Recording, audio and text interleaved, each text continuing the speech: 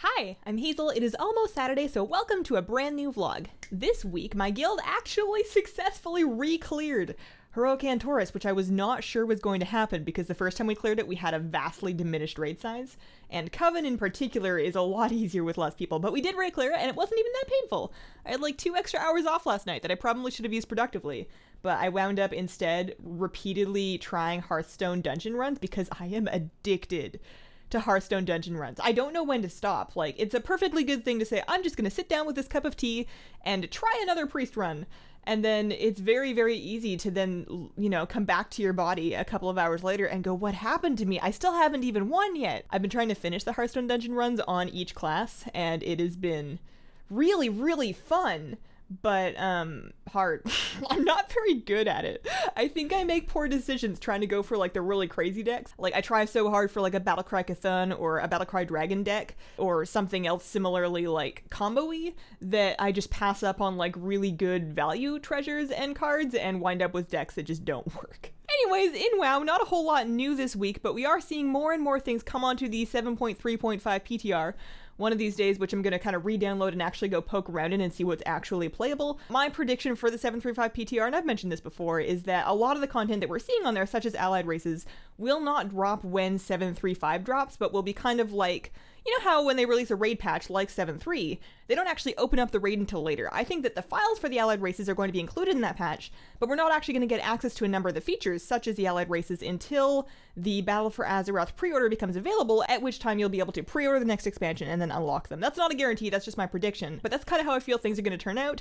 So with that in mind, I don't know how much actual new playable stuff is on the PTR, which is one reason why I haven't dug into it yet, and the other reason is I'm just kind of letting myself de-PTR. I spent quite a bit of time in it over the last couple of months, and I'm just really sick of like 5-minute loading screens. I have no idea why, but with the exact same setup that I use on live servers, PTR loading screens take me easily 3 to 5 times as long. It's a little bit silly. Anyway, speaking of something new that I've just heard of, they're adding 2 new arenas to the game, either in 7.3.5 or in Battle for Azeroth. I'm not really clear on which one. There's going to be one set in Tierguard Sound and another set in Zuldazar, and either A, that is new information, or B, I have a really terrible memory.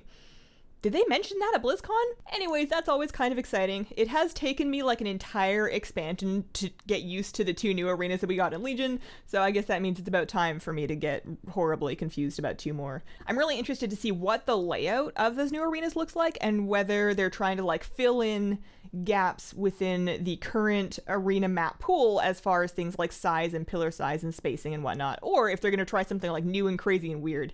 I'm really interested to see how that plays out. They also mentioned something about reworking the reward structure in PvP, which is kind of hard to say, in Battle for Azeroth, and that's something that I'm really excited to see how that turns out, because that has been sorely, sorely needed for a long time, especially in rated arena. All of the rewards are concentrated at the very upper end of the ladder.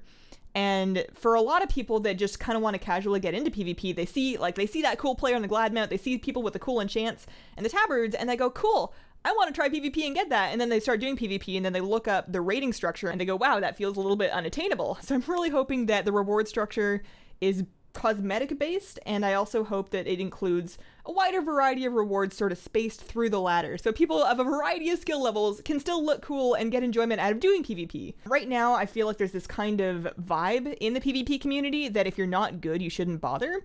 And that is just hugely toxic to building a player base, which the community sorely, sorely needs. In the actual live game, I think the only thing that was new this week was a new wing of LFR has opened for Taurus, and I really should be doing those. I really like collecting the LFR transmog sets, and I know for a fact that it's going to be much, much harder to collect those after the expansion, of course, because now, even when you can solo the entire LFR, when you go in there by yourself, you're stuck on personal loot. It's not like you can get all of the loot of the LFR.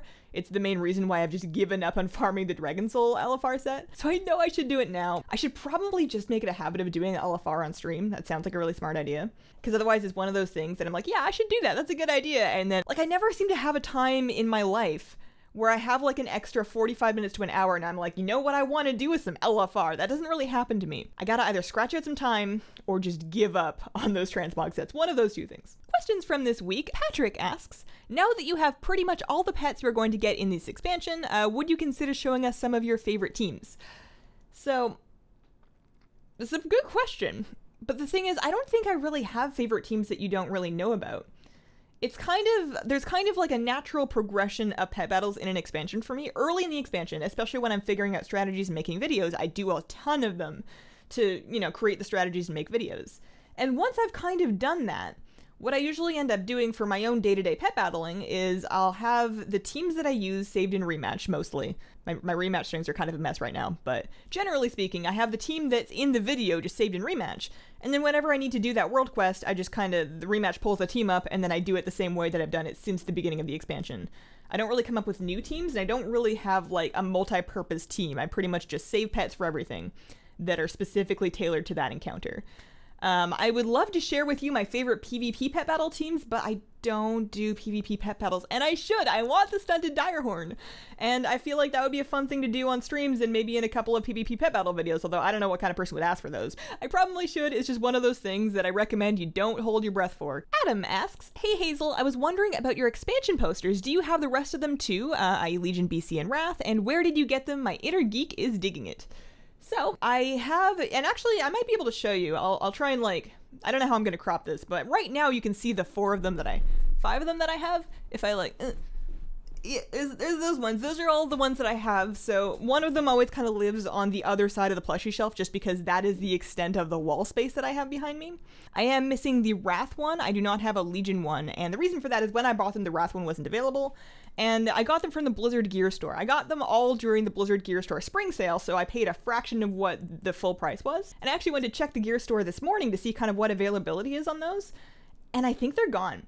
I think they're just completely gone. The only canvas wall hangs left on the store overall, they have an Overwatch one at full price, they have 2 StarCraft ones that are heavily discounted right now, and they have no WoW ones at all. And nobody knows for sure. There's always a possibility that things come back, but I have a feeling that they're just not gonna carry those anymore, which sucks because they're really cool. But I can see how at like $50-ish a piece full price, they may not have sold too many of those compared to things like plushies or shirts or whatever. Gaming Guy asks, "Does the awesome feline have a name?" She does have a name. She hasn't shown up yet, mostly because she is passed out asleep in her little cubby back there. For her Christmas present, I got her this like fleece mat bed thing that like folds up perfectly in that cubby, and it kind of reflects heat and gets really warm. And she's just been glued to that cubby ever since. But her name is Kira, Kira. But I will say that I don't think she knows her name because we never ever use it. We pretty much only use it at the vet because we only have the one cat, and for whatever reason it's just become a habit to call her Kitty if she's being cute, which is 95% of the time, and then cat like really loudly and suddenly if she is like sniffing around something that she shouldn't be touching, which is not very often because she's very well behaved and she does learn. So yeah, her name is Kira. Most of the time I call her Kitty. And if I ever get a second cat one day, I'm probably gonna have to rethink the whole naming scheme, or else I'll just have 2 cats, or perhaps cat 1 and cat 2, which sounds very cold-hearted, but I promise I love my cat a lot. Anyways, that has been my week. If you have any questions that you would like answered on a vlog, please leave them as comments on the most recent vlog. Oh, stream plans. So of course this afternoon's stream is gonna be a normal Friday stream. I'm planning on doing some Brawlers Guild catch-up.